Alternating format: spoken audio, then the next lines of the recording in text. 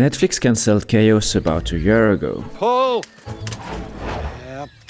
But, and I'm gonna say something a bit controversial here, I don't think that Netflix is evil. Well, okay, maybe it is a little bit evil.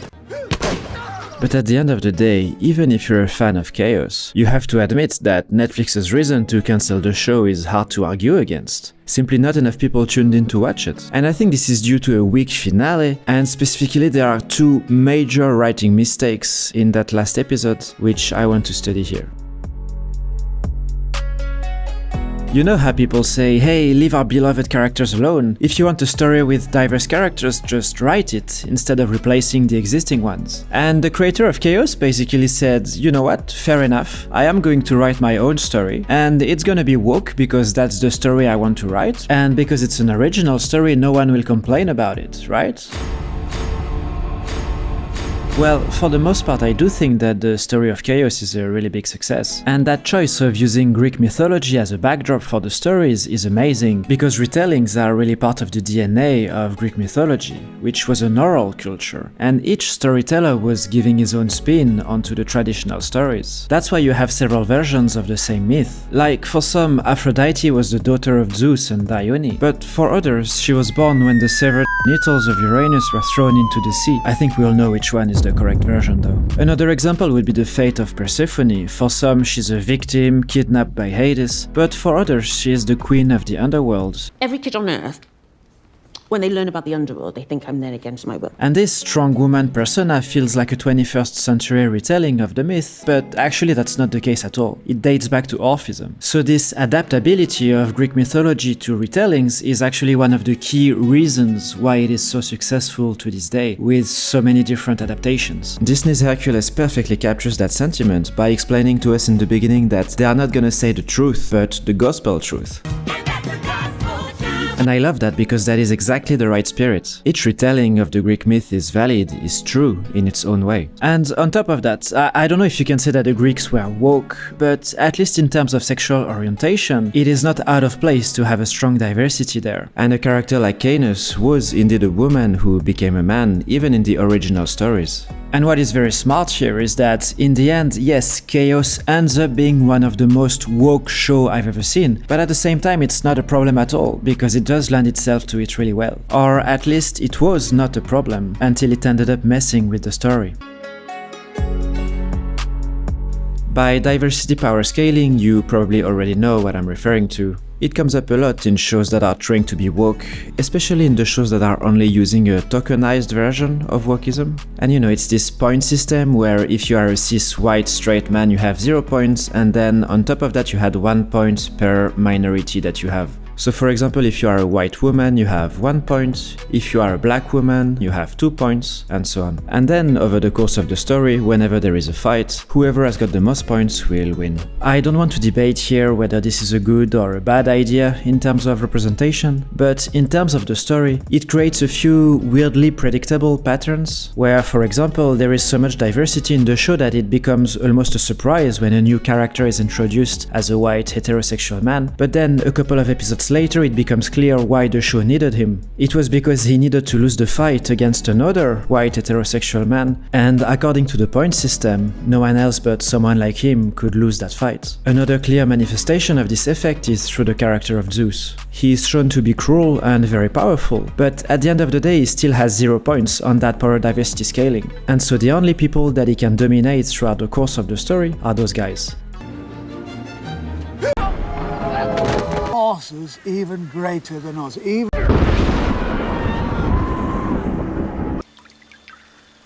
I think there's only one exception with this woman that he tortures, but it happens off screen. And unfortunately this leads us to the first big mistake that the show commits in the finale. The whole tension of this moment is that Zeus wants to kill the Fates. This is supposed to be the climax of Zeus' storyline, his big battle at the end of the season. This is the moment when he should kill the Fates and make us doubt whether the prophecy is real or not. But to do so Zeus has to kill them, which is a big no-no from the point of view of the diversity power scaling. And so, because of that self-imposed rule that the show has, the Fates cannot be portrayed as victims, and so they take matters into their own hands. Even to the last second they are still being sassy. Got a light?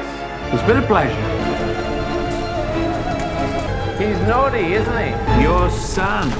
And this completely destroys the tension. Like, no one thinks for 1 second that Zeus has won here. Well, no one except Prometheus, who looks panicked. But this moment falls completely flat. Imagine if Zeus had brutally murdered the Fates.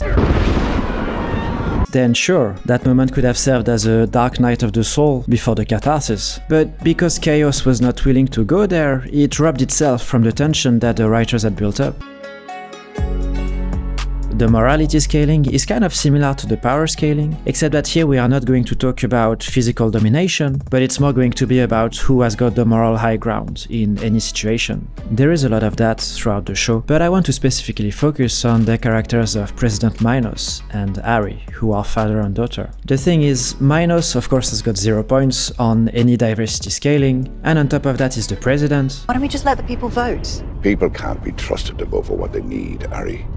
Ever. He's got a bunch of privileges, and so on paper, he really is a bad guy, not to mention that he gave up on his son. But the thing is, if you actually pay attention to him over the course of the show... Welcome. Oh, thank you, Now, sir. your predecessor, he was a little headstrong. Yes. He's dead now. Then you realize that President Minos is actually a tragic figure who was bullied by the gods into doing their bidding.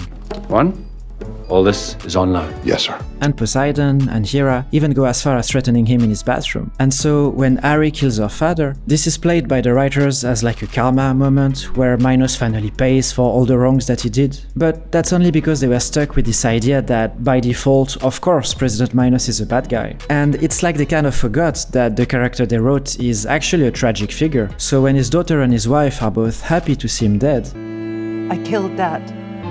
Good. it's like they're talking about a different character than the one we've seen on the screen. I don't care how much you love your daughter. Remember, you don't bend to love. You do as you're told. Oh, are you all right? And the ending of Ari's arc suggests that in season 2 she's going to be a much better leader than her father ever was. I want to change Crete. But of course she will be. Zeus has lost his power, so Ari will be in a stronger position than her father ever was. The gods have chosen you.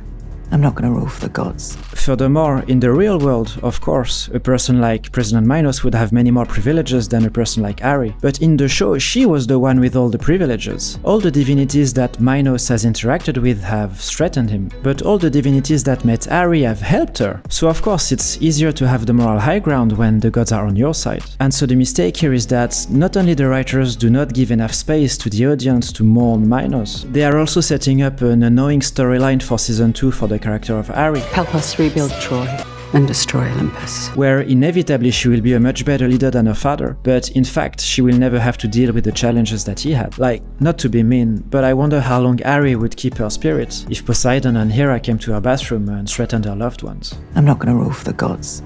I don't care how much you love your daughter.